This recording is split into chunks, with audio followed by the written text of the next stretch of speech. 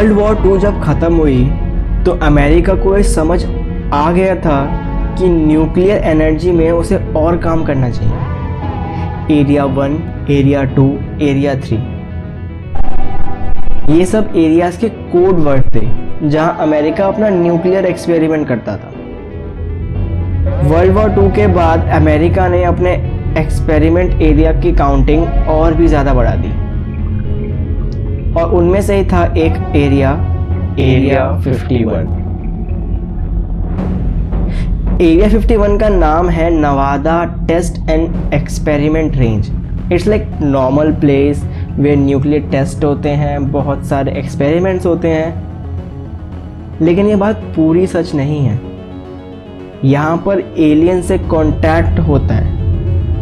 काफ़ी unreliable source of media कहते हैं कि एलियन पर रिसर्च की जाती है यहाँ पे। इन सब बातों को प्रूव करने के लिए आई हैव अ रिकॉर्डिंग जो आपको ज़रूर सुननी चाहिए।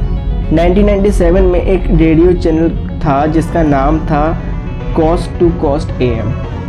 एज यूजुअल वहाँ RJ लाइव था, ऑडियंस से बात हो रही थी और अचानक से कॉल आती है। Hi. I don't have a whole lot of time. Well, look, let's begin by finding out whether you're using this line properly or not.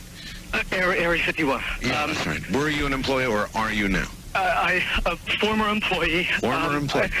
I was let go on a medical discharge about a week ago, and I've kind of been running across the country. Oh man, I don't know where to start.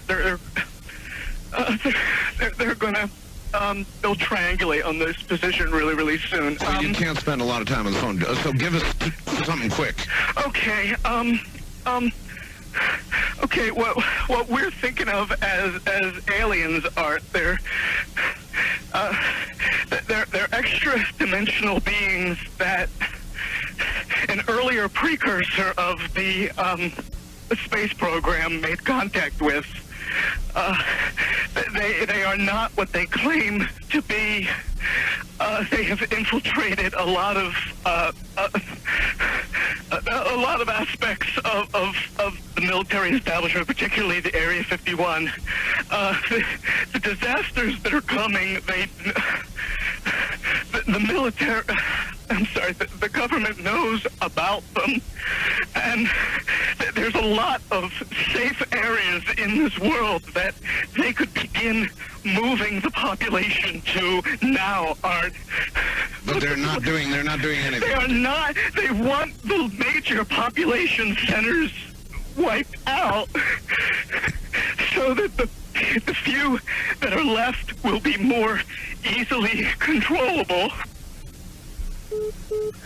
Call cut हो गई और बहुत सारे सवाल खड़े हो गए। Bob laser, इस इंसान ने क्लेम किया है कि ये वहाँ पर एलियंस के व्हीकल को स्टडी करता था। बॉब लेजार एक एक्स एरिया 51 का वर्कर था जो वहाँ S4 नाम के डिपार्टमेंट में काम करता था। उसका ये कहना था कि कैसे एलियंस के व्हीकल बिना किसी फ्यूल के, बिना किसी एनर्जी के फ्लाई करते हैं।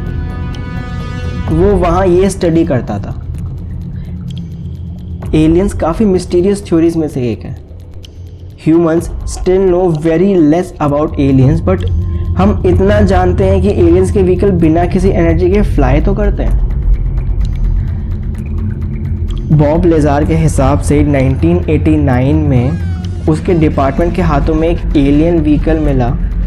उन्होंने उस व्हीकल के ऊपर 17 महीने तक काम किया, उसके ऊपर स्टडी करी और काफ़ी सारी मेहनत करने के बाद उन्हें पता चला कि उनके स्पेसक्राफ्ट में एक ऐसा मेटल यूज़ होता है जिसका एटॉमिक वेट 115 मतलब 115 है। ये वो मेटल है जो एक एंटी ग्रेविटी इफेक्ट बनाता है। That's how the spacecraft fly and without any fuel. और आपको ये ज़रूर जानना चाहिए कि 2003 में एक मेटल की डिस्कवरी हुई विच इज़ अननपीटियम, जिसे हम एलिमेंट 115 भी कहते हैं। मतलब वही एलिमेंट जो उस स्पेसक्राफ्ट में था। दोस्तों, क्या आपको ऐसा नहीं लगता कि एलियंस हमारा फ्यूचर है? आप खुद सोचिए, जो एलिमेंट हमें 2003 में एक्चुअल में मिला, वो कोई एक आउटर स्पीसीज ऑलरेडी यूज़ कर रही थी। उनके पास ऐसी टेक्नोलॉजी ऑलरेडी प्रेजेंट थी जो उस एलिमेंट को मॉडिफाई कर सके, ट्रांसफ़र कर सके। ये एलिमेंट फाउंड होने के 14 साल पहले बॉब लेज़ार ने इसका नाम और एटॉमिक साइज दोनों बता दिया था, and don't know how.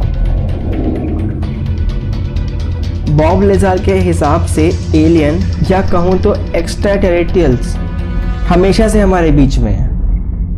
Bob लेज़ार ने कहा था कि जिस स्पेसक्राफ्ट पे वो रिसर्च कर रहे हैं वो आज से 40 प्रकाश वर्ष दूर, मतलब 40 लाइट ईयर दूर से आया है।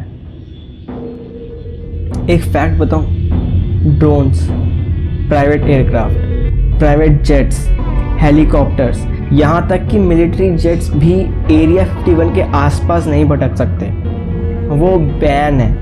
और अगर वो आसपास आते हैं तो वहाँ पे एक ऐसी इलेक्ट्रोमैग्नेटिक वेव्स हैं जिनसे उनके कंप्यूटर में पहले ही अलर्ट मिल जाता है कि यहाँ पे आना मना है और समथिंग। ये सुनकर आपके मन में एक क्वेश्चन ज़रूर आएगा, विच इज़ क्यों? ये सब क्यों? सो आंसर इज़ कि ये हाईएस्ट कॉन्स्पिरेसी थ्योरीज में से एक है और गवर्नमेंट कभी नहीं चाहती कि एरिया 51 में क्या है वो दुनिया को पता चले। एक बात और, किसी भी सैटेलाइट को ऊपर से एरिया 51 की फ़ोटो लेना मना है। और अगर आप ये सोच रहे हैं कि ये फ़ोटोज़ किसकी हैं, तो yes, it is area 51, but ये फ़ोटोज़ माउंटेन से extremely powerful and expensive cameras से ली गई हैं जो एरिया 51 के 10 किलोमीटर दूर से है। और अगर आप अभी भी नहीं मानते हो और आप अभी भी कहते हो कि ये सब अफवाह है और ये सिर्फ मिलिट्री टेस्टिंग बेस है, और तो आप बताओ इतनी रिस्ट्रिक्शंस क्यों? लाइक एरिया 51 के 16 किलोमीटर पहले से ही स्टॉप साइन है और वहाँ साफ साफ लिखा हुआ है कि इस लाइन के आगे अगर कोई भी इंसान आया तो उसे एट द टाइम गोली मार दी जाएगी, और इट्स लीगल। आप ये कह सकते हैं कि ये सिर्फ एक मिलिट्री बेस है और यहाँ पे ऐसे वेपन्स हैं जिसकी इंफॉर्मेशन बाहर नहीं जानी चाहिए और गवर्नमेंट के सीक्रेट्स।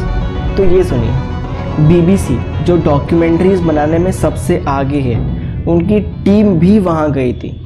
उन्हें अरेस्ट भी कर लिया गया था और 3 घंटे तक उन्हें अपने घुटनों के बल बिठा के रखा था जब तक उनके ID कार्ड का ऑफिशियल वेरिफिकेशन नहीं हो गया,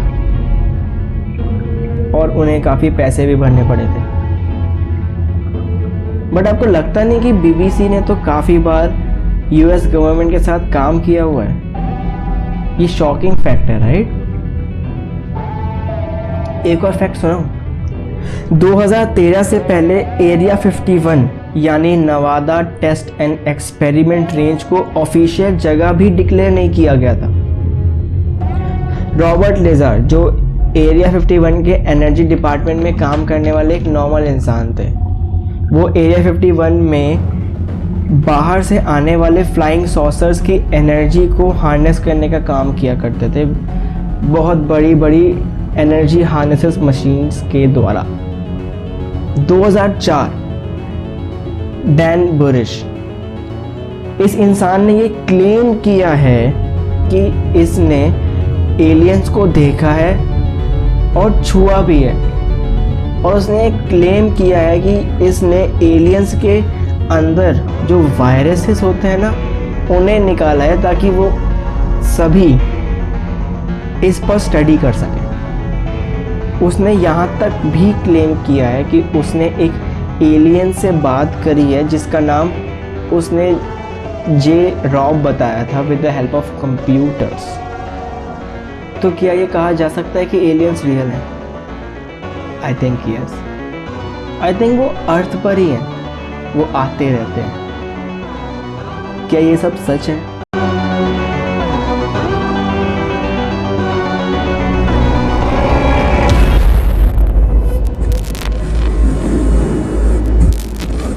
Subscribe to learn more. New videos every Wednesday.